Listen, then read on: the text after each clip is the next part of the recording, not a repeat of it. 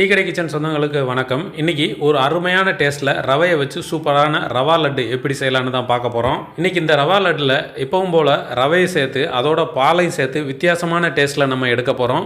அது மட்டும் இல்லாமல் ரவா லட்டை உருண்டை பிடிக்கிறதுக்கு ஒரு சூப்பரான டெக்னிக் ஒன்று சொல்லியிருக்கிறோம். ஸோ வீடியோவை மிஸ் பண்ணாமல் பார்த்துட்டு நீங்களும் இதே மாதிரி உங்கள் வீட்டில் இன்றைக்கே செஞ்சு சாப்பிடுங்க.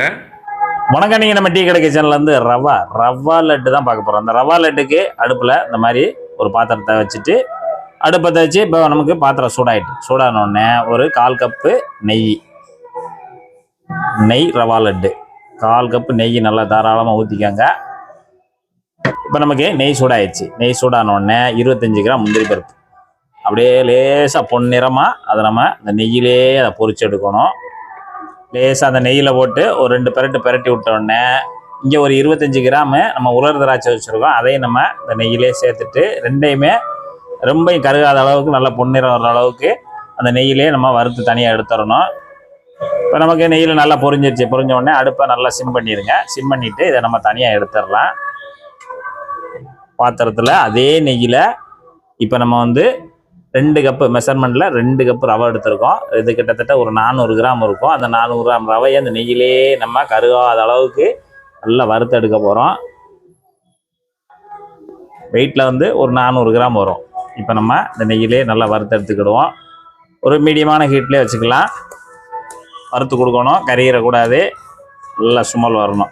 இப்போ நமக்கு அந்த இருக்கிற நெய்யிலேயும் நம்ம ரவையை போட்டு ஒரு 4 நிமிஷம் மீடியமான ஹீட்டில் நல்லா வறுத்து எடுத்தாச்சு.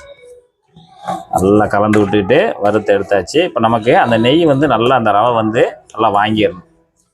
இப்போ நமக்கு இந்த அளவுக்கு வறுத்த உடனே இதை அப்படியே அடுப்பை சிம் பண்ணிவிட்டு பக்கத்தில் ஒரு பாத்திரத்தை வச்சுட்டு நம்ம வறுத்த ரவை எல்லாத்தையுமே இதில் தட்டிடுங்க.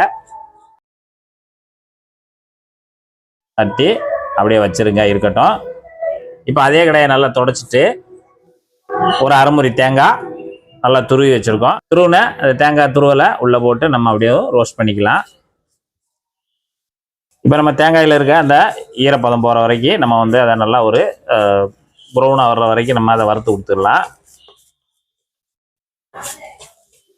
இப்போ நம்ம மீடியமான ஹீட்டில் ஒரு 3 நிமிஷம் நம்ம தேங்காய் துருவலை போட்டு நல்லா இந்த மாதிரி நல்லா ரோஸ்ட் பண்ணிடணும். எண்ணெய் எதுவும் ஊற்ற வேண்டாம், நெய் எதுவும் ஊற்றாமல் சும்மா வெறுமனையே நம்ம ரோஸ்ட் பண்ணிடலாம். இப்போ நல்லா ரோஸ்ட் ஆனதை மறுபடியும் அடுப்பை சிம் பண்ணிவிட்டு இப்போ நம்ம ஏற்கனவே ரவை வறுத்து வச்சுருக்கோம்ல அதிலே கொட்டிடலாம். இப்போ அதுக்கடுத்து நம்ம அதுக்கு இனிப்பு சேர்க்கணும். இனிப்புக்கு இன்றைக்கி நம்ம ஜீனி தான் எடுத்துருக்கோம். ஜீனி 1/2 கப்பு எடுத்துருக்கோம். மெஷர்மெண்ட்டில் 1/2 கப்பு, கிட்டத்தட்ட இது ஒரு 400 கிராம் வரும். நைஸாக அரைச்சிடணும்.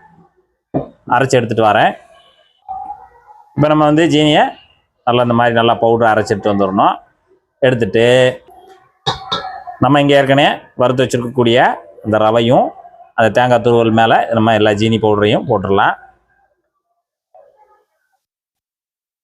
இப்போ நம்ம ஜீனி பவுடர் போட்டு ஒரு 1/2 டீஸ்பூனு ஏலக்காய் தூள் அதையும் மேலே தூவி விட்ருங்க.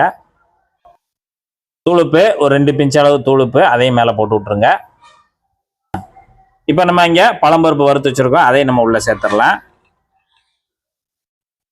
இப்போ நம்ம எல்லாம் சேர்த்துட்டோம். சேர்த்துட்டு கலந்து விட்டுறலாம். சீனி, ரவை, தேங்காய் துருவல் வறுத்தது, பழம்பருப்பு இப்போ எல்லாத்தையும் நம்ம மிக்ஸ் பண்ணி விட்டுறலாம். இப்போ நல்லா கலந்து விட்டாச்சு. இப்போ கலந்துட்டு இது அப்படியே இருக்கட்டும், இன்னும் முடிஞ்சிடல. அதுக்கடுத்து அடுப்பக்கம் வந்துடுவோம். அடுப்பக்கம் ஒரு 300 ml பால், நம்ம தனிப்பாலில் தண்ணி சேர்க்காத பால் எடுத்து நம்ம இப்போ அடுப்பத்தை வச்சு பாலை நல்லா பச்சை வாடை இல்லாமல் காய்ச்சிக்கிறணும். இப்போ நமக்கு பால் நல்லா 2 கொதி வந்துருச்சு. நல்லா 2 கொதி வந்த உடனே அப்படியே நம்ம ஸ்டவ் ஆஃப் பண்ணிடலாம். இப்போ நம்ம ரவா லட்டுக்கு பாலை காய்ச்சியாச்சு. காய்ச்சிட்டு இப்போ நம்ம எல்லாத்தையும் மிக்ஸ் பண்ணி வச்சுருக்கோம். இதில் ஒரு 200 ml பாலை நம்ம உள்ளே சேர்க்க போகிறோம். மிச்ச பால் இருக்கட்டும், நம்ம தேவைன்னா சேர்த்துக்கிடலாம். இப்போ நம்ம அதை அப்படியே ஒரு தடவை கலந்து விட்டுறலாம். நல்லா கலந்து விடுங்க. இந்த மாதிரி நல்லா ஒரு கொலன்னு தான் வரும். போதும், இந்த அளவுக்கு தான் கொலன்னு இருக்கும். அப்படியே இருக்கட்டும். இது அந்த பால்லே நல்லா அந்த ரவை எல்லாத்தையும் நல்லா ஊறி வரணும். இப்போ நம்ம ரவா லட்டுக்கு நம்ம மிக்ஸ் பண்ணி பாலையும் ஊற்றி நல்லா மிக்ஸ் பண்ணி வச்சுட்டோம். இது ஒரு 4 மணி நேரம் நல்லா ஊறட்டும், ஒரு ஓரமாக இருக்கட்டும். இப்போ நம்ம ரவா லட்டுக்கு எல்லாம் ரெடி பண்ணி பாலெல்லாம் ஊற்றி நல்லா 4 மணி நேரம் நல்லா ஊறி வந்துருச்சு. நல்லா ஊறி வந்த உடனே நம்ம இப்போ லைட்டாக அதை வச்சு இந்த மாதிரி கரண்டியை வச்சு நல்லா கிளச்சி கொடுத்தோம்னா நல்லா சூப்பராக நல்லா ஊறி வந்திருக்கு. பால் ஊற்றி நம்ம ஊற வச்ச இந்த ரவா லட்டு உருண்டை பிடிக்கிறதுக்கு தகுந்தாப்புல இந்த அளவுக்கு நல்லா உணர்ந்து இருக்கணும். இப்போ நம்ம வந்து ரவா லட்டு உருண்டையாக பிடிச்சிக்க போகிறோம். கொஞ்சமாக லைட்டாக ஒரு 2 சொட்டு நெய்யை மட்டும் லேசாக மாதிரி கையில் தடவிக்கோங்க.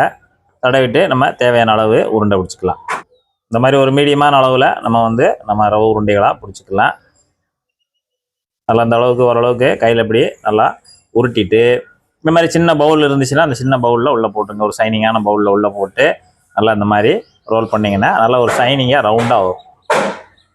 இந்த மாதிரி ரோல் பண்ணிவிட்டு நம்ம தனியாக எடுத்து வச்சிடலாம். அப்படியே நம்ம இப்படி ரோல் பண்ணும்போது நல்லா சைனிங்காக ஒன்று போல் ரவுண்டாக வந்துடும். ஒரு பார்வையாக இருக்கும். அதுக்கு எல்லாத்தையும் உருட்டி முடிச்சாச்சு. உருட்டி முடிச்சோடனே என்ன செய்யணும்? டேஸ்ட் பண்ணி பார்க்கணும். அதுக்கு ஒரு ரவா லட்டை அப்படியே எடுத்துக்கணும்.